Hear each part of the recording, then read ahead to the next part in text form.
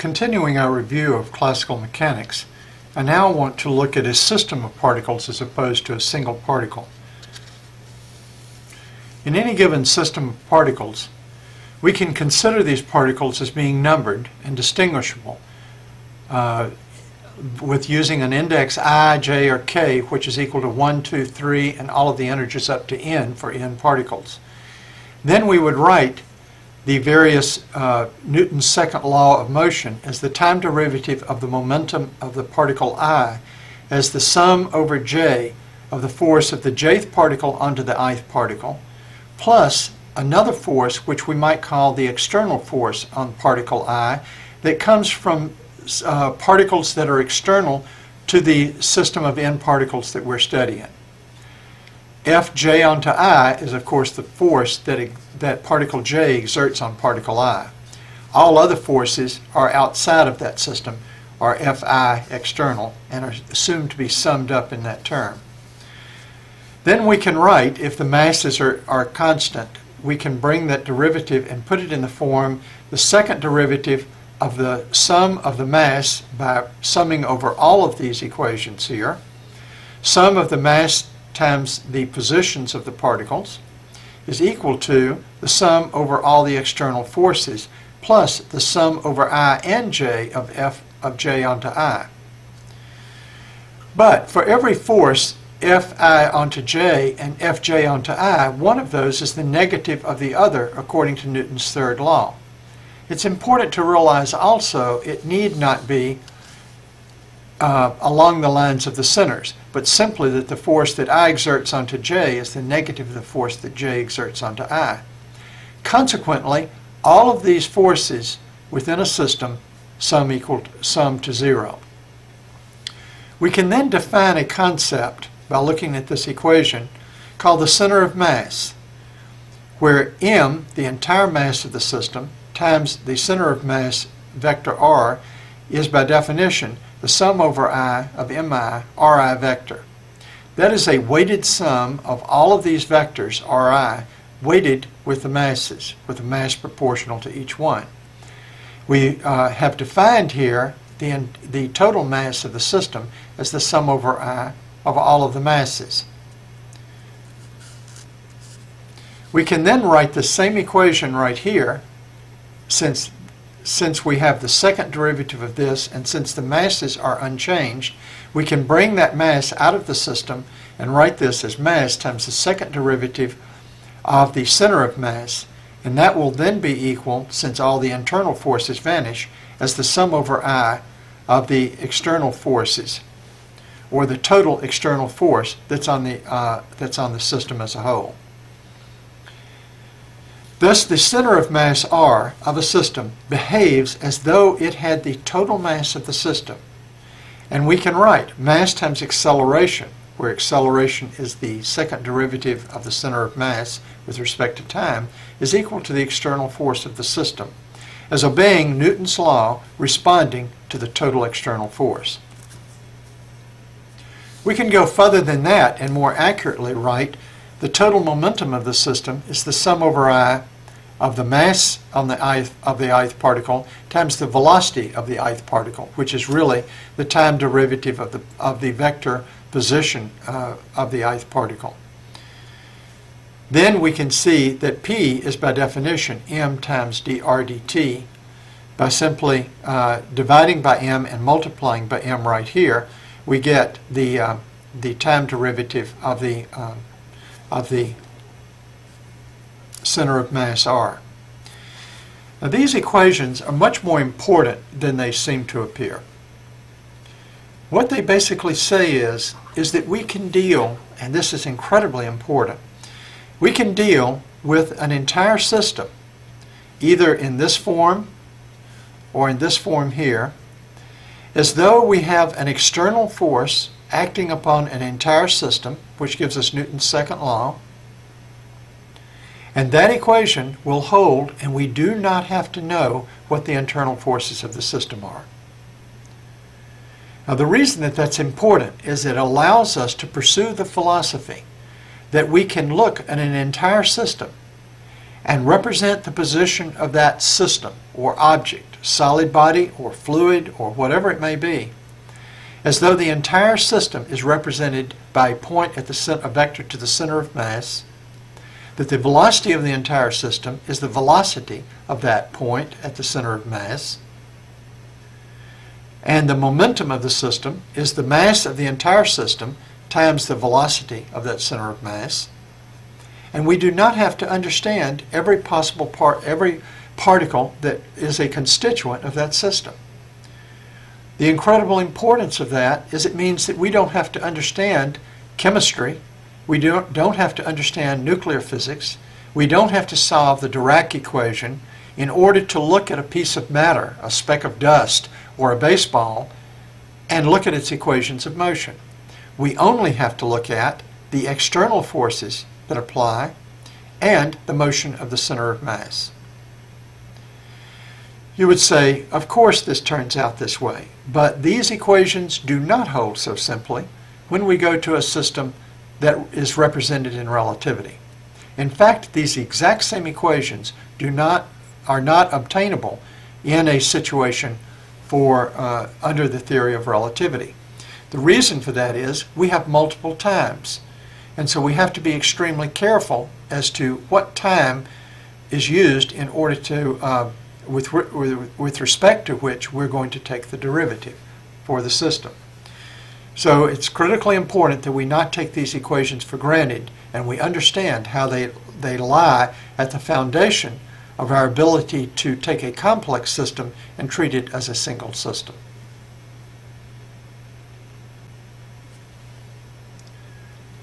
Likewise, we want to be able to talk about the angular momentum of a system as well as its linear momentum.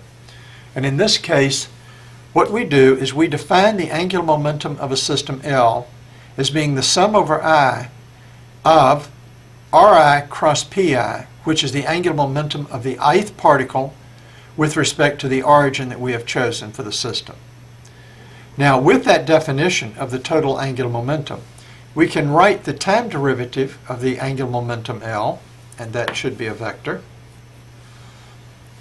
as the time derivative of the first term, dri dt, crossed with pi plus ri times dpi dt.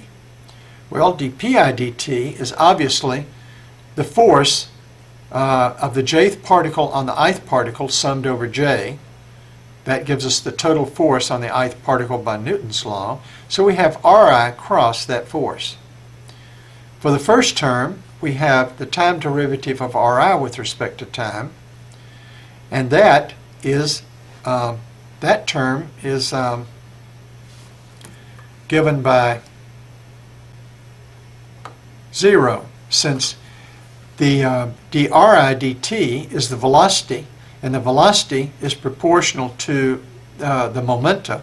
So the momenta and the velocity are in the same direction. Therefore, the cross product of those two vectors vanishes. The time derivative of the force here actually resulted in two terms. One, the external force on the ith particle, and one, the internal forces. Now, looking at these internal forces, we can look at this term, which is the sum over both I and j of Ri cross Fj onto I, and we can write that as two different terms. Ri cross force of j onto I minus Rj as the difference of the difference of Ri and Rj. This comes from the fact that we have taken this summation here, which is the sum over all I and j's, the force of j onto I, and said, let's now only sum for I greater than j.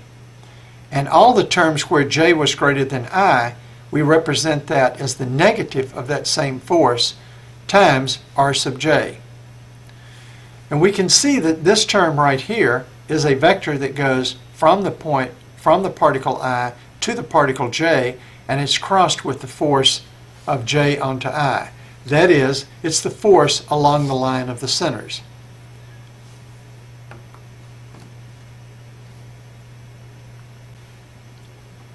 Since Ri minus Rj is along the line of centers and the force is along the line of centers, it follows then that the cross product vanishes and we're only left with one term, and that's the term where we have the sum over I of Ri times Fi external. We bring that term down here and we define that as the total external torque of the system, capital N, and we can now write the time derivative of the angular momentum of a system is equal to the total torque from external forces, which is defined as the sum over I of Ri times Fi external. Now, what is the main thrust of this equation? The main thrust is that as long as the forces are along the lines of centers for the internal particles, there are no internal torques that can alter the angular momentum. Consequently, all of the angular momentum change comes from external torques, and if there is no external torque, the angular momentum of the system will be conserved. We can now relate all of the motion back to the center of mass. We can define here R as being a vector Ri prime plus a vector R, which is the center of mass, and this is the definition of the term Ri prime. In other words, we're writing each vector as a vector that goes to the center of mass and then from the center of mass out to the particle. With that definition and taking its derivative, we see that the velocity of the ith particle is the velocity of the center of mass, the time derivative here, plus the derivative of the vector that goes from the center of mass out to the particle. We're going to write here this v as d, of course, as dr dt. Our angular momentum now can be written in the following way, where we use this vector right here as Ri. We can see that that will be equal to R crossed miv, which is the momentum, plus Ri crossed mi vi prime, the other term. Continuing using this equation right here, with the term Ri plugged in here with R prime, and mi times the velocity from this term right here, we can see that we get actually four terms in the cross product. First of all, the first term would be R itself crossed with the mass times the velocity v. The next term would be Ri prime crossed with mi times vi prime from this term, and the two other terms given right here. These other two terms vanish in the following way. First of all, this is the sum of mi Ri prime, and that entire term must be equal to 0. The reason for that is this is relative to a center. The Ri primes are relative to a center, which is the center of mass. Therefore, the weighted sum of these must exactly vanish. So this term right here vanishes all by itself. Over here, we have the sum of mi Ri prime, and that vanishes also identically before we even take the derivative.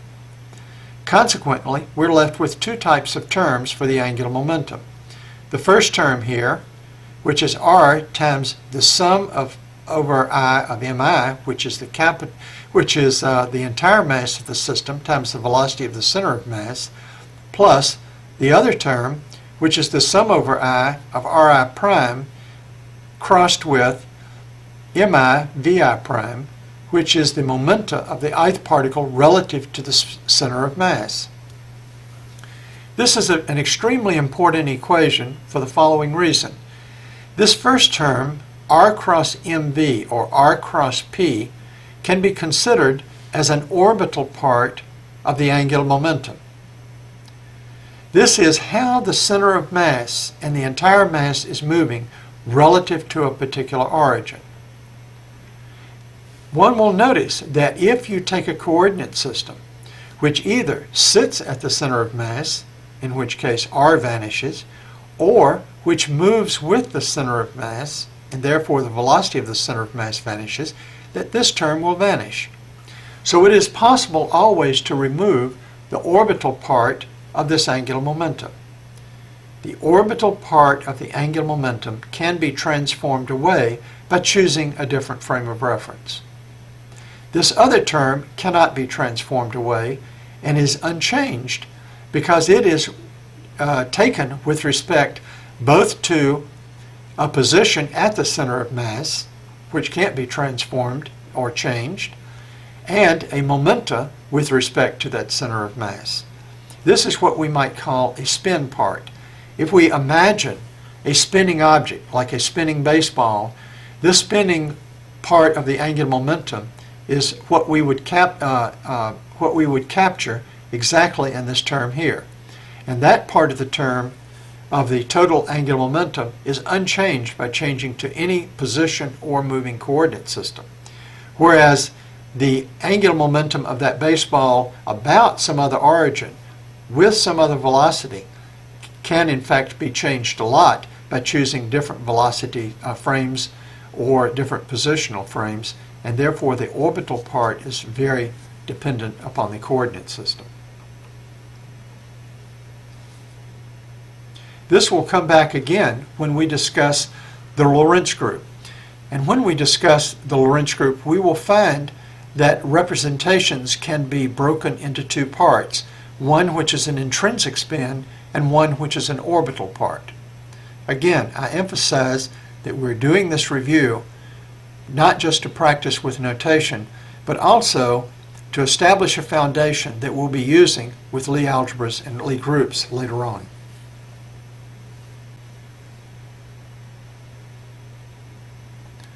Continuing our discussion and review of classical mechanics, we now leave Newton's equations and look at Lagrange's equations of motion.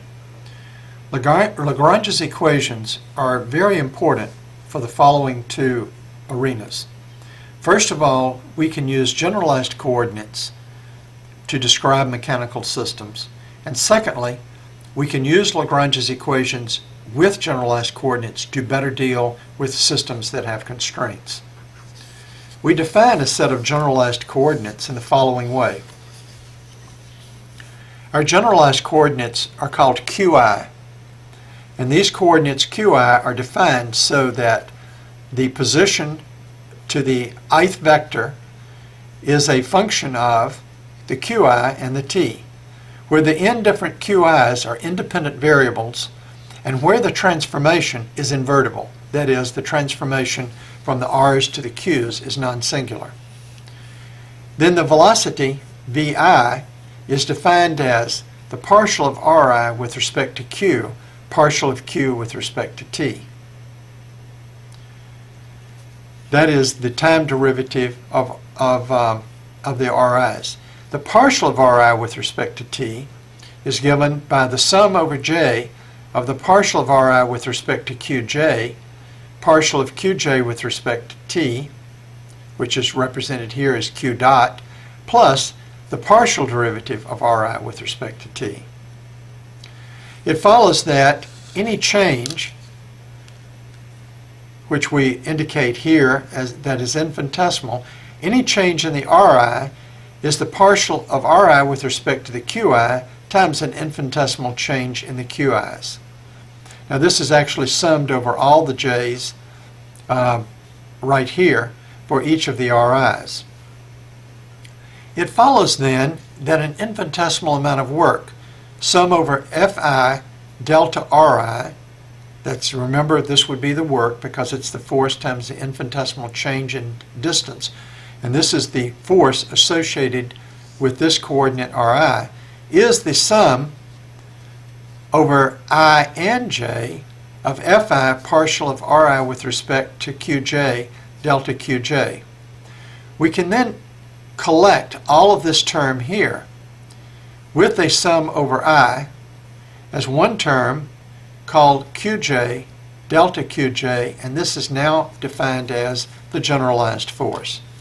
So the generalized force, Qj, is defined as the sum over I of Fi partial of Ri with respect to Qj.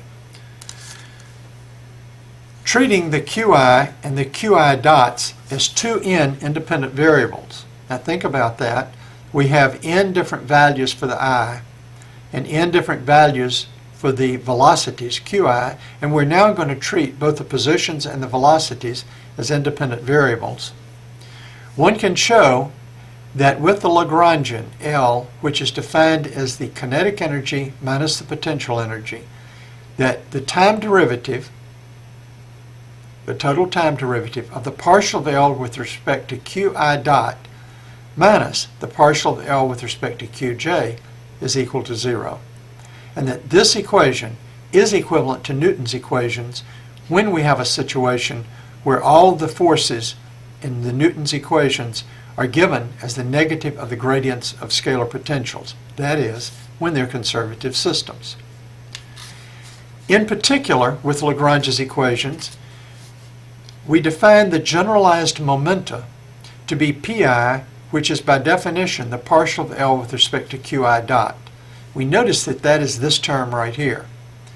It follows that what we're really looking at with Lagrange's equations is the time derivative of a generalized kind of momenta right here as being equal to, if we take this term to the other side, the partial of L with respect to the position, which is a generalized type of force from up here.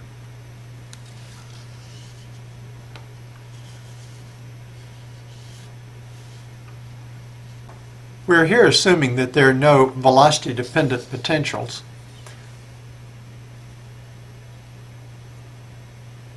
In the equation.